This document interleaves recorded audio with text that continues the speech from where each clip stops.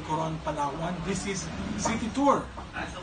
Included in the city tour is you will be able to visit store which sells products from Coron, where you can buy for your souvenir items, souvenir collections that you can bring home. Ano pangalan ng lugar na ito? Souvenir shop. A souvenir shop. That is part of the package sa city tour nyo. Here, you can find cashew nuts, which Coron, actually the entire Palawan is famous for.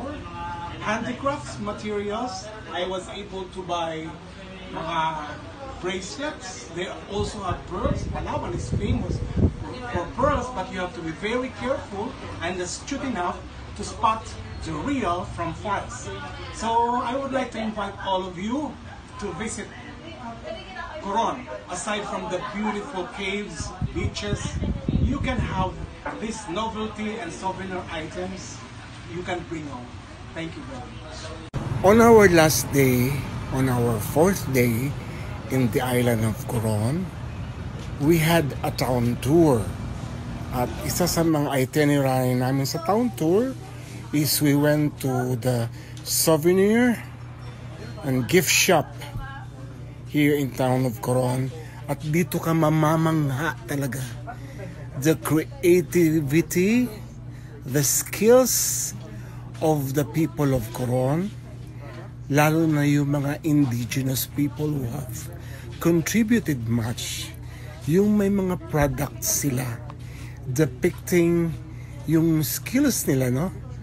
Kasi maraming mga materials that these people have made in a form of art na madadala natin as souvenir items na magagamit natin sa bahay, at the same time accessories. Itong mga kultura ng mga tagbanwa, ng mga taong napakasipag dito sa Coron Island. Ito ang dati nilang pamumuhay na gumagawa sila ng mga produkto sa kanilang mga lugar na binibenta nila sa mga turista.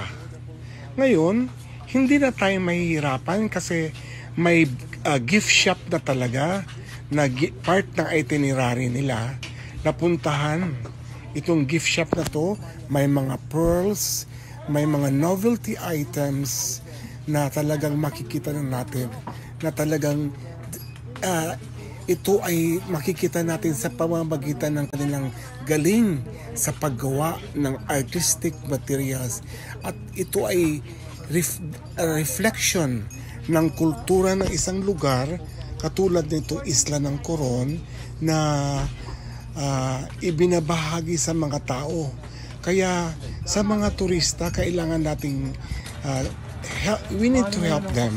Itong cashew nut talaga is famous anywhere in Palawan, more so dito sa Coron, kasi may farm, may plantation talaga ng cashew nut dito sa Coron. Kaya lang off-season ngayon, medyo mahal, 1,000 per kilo ang presyo ng cashew nut dito sa Coron. Well, that is much better compared dito sa ibang lugar, no, na mas mahal at saka very rare. Ito talaga mga bagong pitas. Ang maganda lang ngayon sa cashew nut sa Coron, may mga variety of flavor na sila. May mga candies, marami na silang ginagawa. Unlike before, when I went to Puerto Princesa, yun lang talaga ang ma-avail mo, yung cashew nuts na seeds. Ngayon may mga polvoron, may mga may mga chocolate ba yun? Basta marami, mga buttered cup. Marami ka nang madadala, bread, chips, no? Polvoron, Toronis ba yun? Basta marami ka nang mabibili out of the product from cashew nuts, no?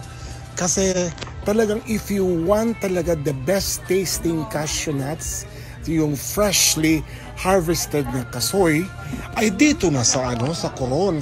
Sabi ko nga, may plant sila, may farm sila ng kasoy seeds, ng kasoy plants dito. And of course, hindi mo makarelimutan talaga if you are in Palawan, yung handicraft products nila. Yung ito makikita ang kultura. Ay nagpupugay ang aming damdamin, diwa't isipan sa'yo ay inaalay.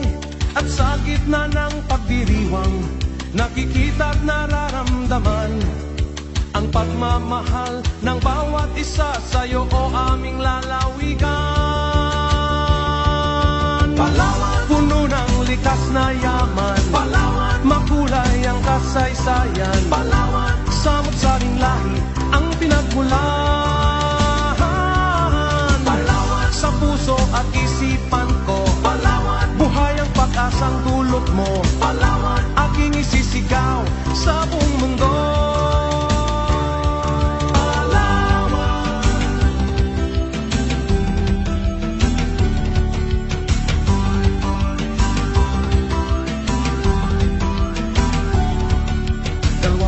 Tatlong kabayanan mo at lungsod na nasasakupan, sama-sama sa hirap at sa ginhawa, hangat ay kapayapaan. Bakas ang sigla't kasiyahan sa mukha ng mga dayuhan, mga panauhing labis ang paghanga sa'yo, aming lalawigan. Palawan, puno ng likas na yaman. Palawan, makulay ang kasaysayan. Palawan, samot-saring lahi ang pinagmulan. Palawan, sa puso at isipan ko. Palawan, buhay ang pag-asang dulot mo. Palawan, aking isisigaw sa buong mundo. Sa buong mundo. Palawan, puno ng likas na yaman. Palawan, makulay ang kasaysayan. Palawan, samot-saring lahi ang pinagmulan. Palawan, sa puso at isipan ko. Palawan, buhay ang pag-asang dulot mo. Palawan, aking isisigaw sa buong mundo. Ito'y para sa'yo. Pag at least they are guided accordingly about the place, especially yung historical relevance ng lugar. Mahirap yung pumupunta tayo sa lugar na hindi natin alam kung how rich the place in terms of culture and history. Ferdinand, thank you.